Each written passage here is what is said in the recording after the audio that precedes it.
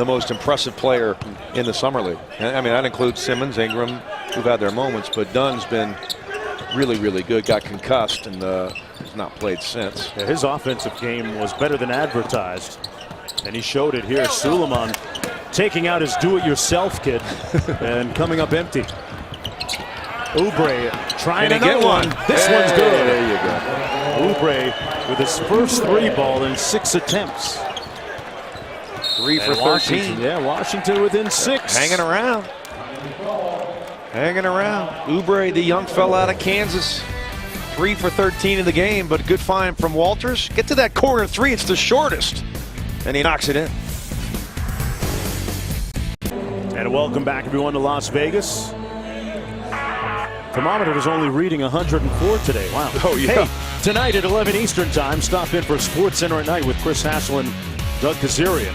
We'll have all the highlights from the 3rd round of the Open Championship at Royal Troon, Major League Baseball, NBA Summer League, and the rest of the day in sports. Sports Center at Night, tonight on ESPN, also streaming live on Watch ESPN and the ESPN app. Phil Mickelson, a shot off now, huh? What happened today? You see it? He hit it squirrely, and he got a score that he probably didn't deserve. It was oh, really? Unbelievable scramble. Yeah, well, absolutely. Hit some link style golf, different, right? Hey, it's crazy. You never know. You get in the wrong spot, and it could cost you the tournament. Should be great tomorrow. Him and Stenson going at it. 7 on the shot clock. Dinwiddie out top, defended by Oubre. Gets by Tarczewski. Floater a little bit long. Oh, Fortis. Boy, he's had some trouble finishing around the bucket go but today. Dunk the ball. Oh, here comes Felicio and Valentine. Pete Myers wanting the troops. He wants, yeah, he wants this. You can see Suleiman sit down. You'll see Davies sit down, I'm sure. Speaks to the great format here at Summer League that teams are playing to win now. White blocked by Portis. Dinwiddie on the move. Chicago clinging to a 6-point lead. Back out to Grant.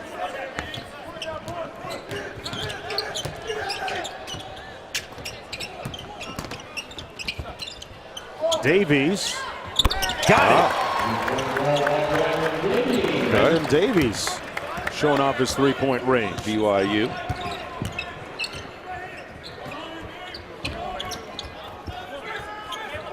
Played back up to 9 under 4 minutes to go. It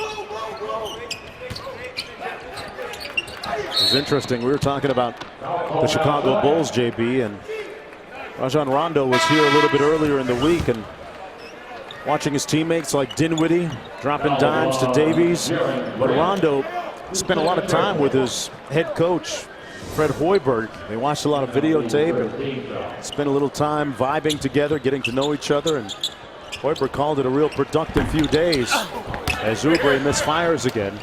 Rondo was actually sitting on the bench for a few of these games with his teammates. You know, Freddie told me that he respects Rondo's knowledge of the game, and he will allow him to make a lot of calls. A lot of the play calls, he'll leave it up to him. Rondo has an understanding of what's going well, who's hot, who needs to get the ball. And I think Fred's going to give him a lot of freedom to go ahead and run that offense. So Rondo's his own offensive coordinator, huh? Well, look, a lot of guys are, you know. I mean, there's some coaches, it depends. A lot of coaches like to make a lot of play calls. A lot of coaches allow their point guard to do it. And not a whole lot of calls out of Steve Kerr. And, you know, they just kind of play, and you take what the defense gives you.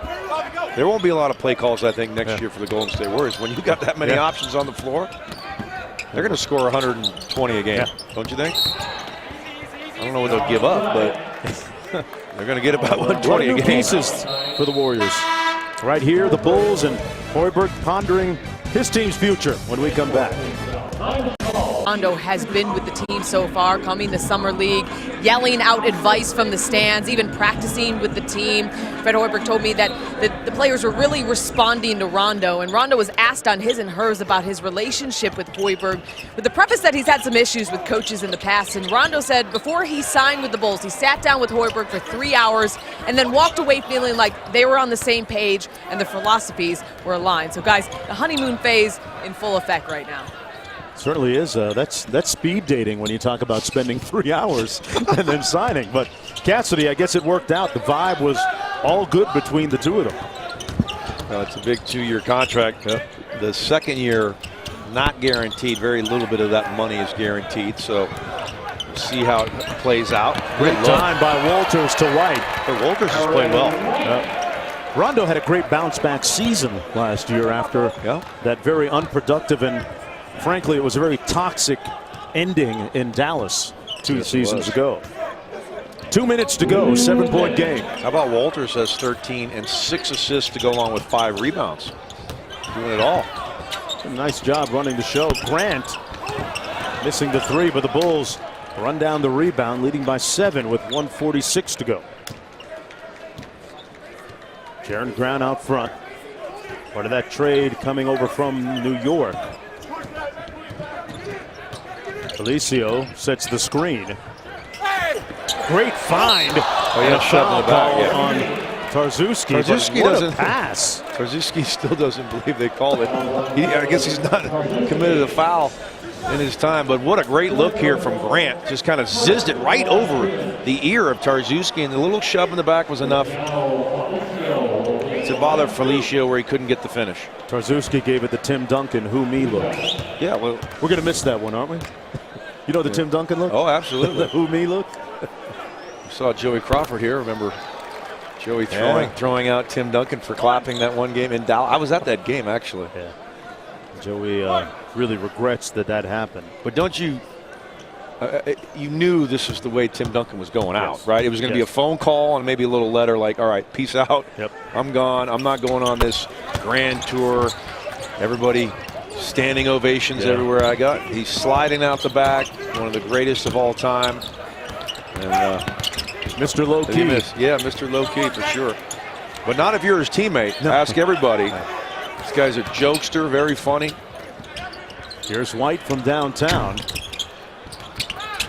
Oubre underneath, got it. And the Wizards fighting down to the last minute here, down by 7. Chicago comes into this game up perfect 4-0. Last year's Summer League champions, the San Antonio Spurs, already eliminated. 2 years ago, the Sacramento Kings won it, led by the hot shooting of Ray McCallum at the time.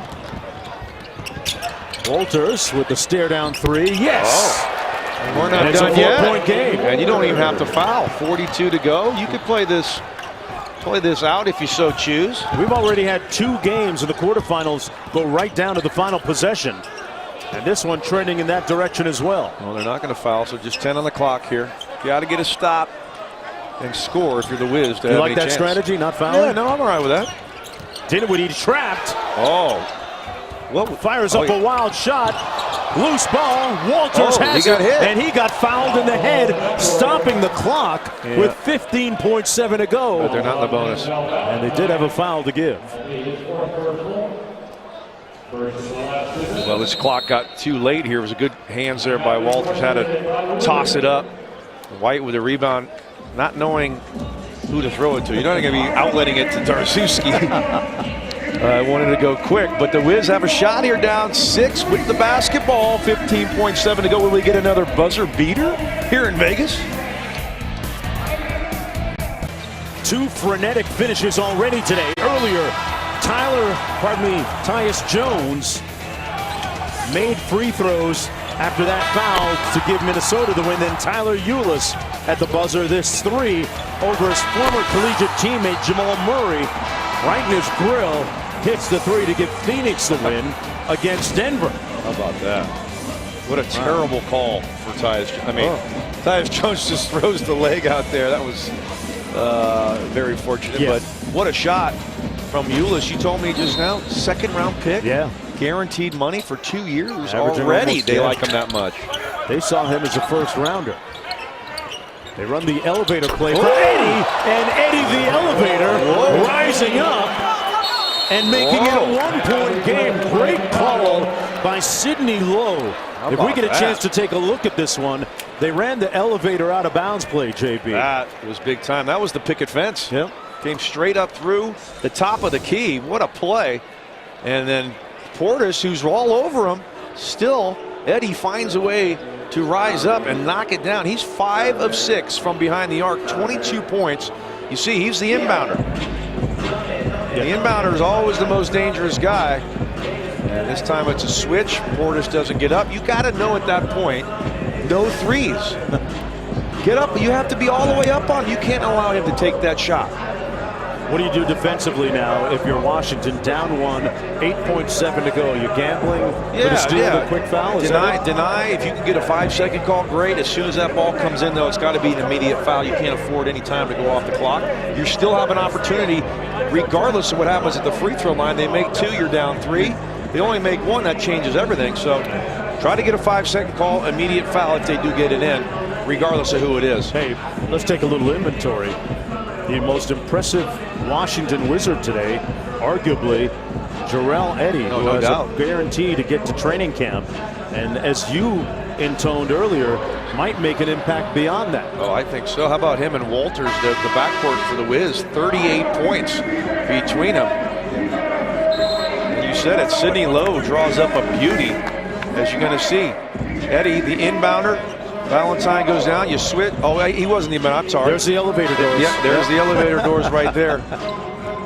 Excuse me, I blew it. I thought Eddy was the inbounder, but nonetheless, you run the picket fence, the elevator, same type of thing. And Eddy with the stroke. Let's see what happens here. You got Grant all the way at the backcourt under their hoop. Who are they going to try to get it to? Looks like Valentine or Dinwiddie. Yeah, Valentine. Valentine gets it. They got to foul immediately. A little bit slow, but still 6.6. So even if he makes both, it's still a 1-possession game. And you can use the advance. You have a timeout to advance, and if you're out of timeouts, you do get 1 advance. So either way, they'll be able to advance the ball as Valentine goes to the line for the first time. He's 4 of 6 from downtown. He shot it well today.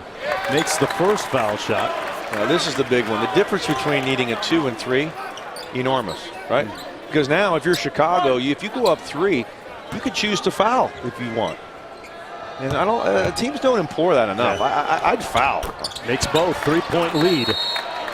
And Pete Myers of the Bulls calls timeout. You know, our great analyst Jeff Van Gundy, and one of my favorite coaches I ever played for, his philosophy when you're up 3, and usually under 5 seconds.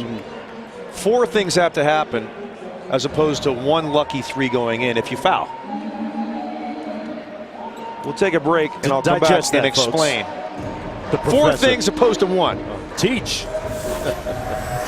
Wizards down by 3. JB, finish your thought as to what has to happen here. 4 things if you foul have to happen as opposed to 1 lucky 3 going in. You have to make the first free throw. You have to miss the second. You have to rebound the second, and then you have to make a field goal in order to tie if you choose to foul, as opposed to 1 lucky heave going in. So, to each his own. Yeah. I'm fouling. It's a lot of things that have to happen. Where's Eddy? Where's Eddy? Here comes Eddy. Off the screen. Got it off quick. Got a look. Oh! It was online. White has a chance, but not enough time. And the Chicago Bulls will advance to the semifinals by virtue of a 3-point win against Chicago. Like the previous 2 quarterfinal games, folks, this one comes down to the game's final possession. Well, they got it to the guy they wanted to, Mark. You see Eddy at the bottom of your screen. Good screen by House. The double comes off, got a fairly good look. Just a hair short. There's a lot of hand-to-hand combat there between Eddy trying to get away from the defender, Raymar Morgan. Coming up just a little bit short. Eddy ended up with 22 points, 6 rebounds, and 4 assists. Valentine had 14 points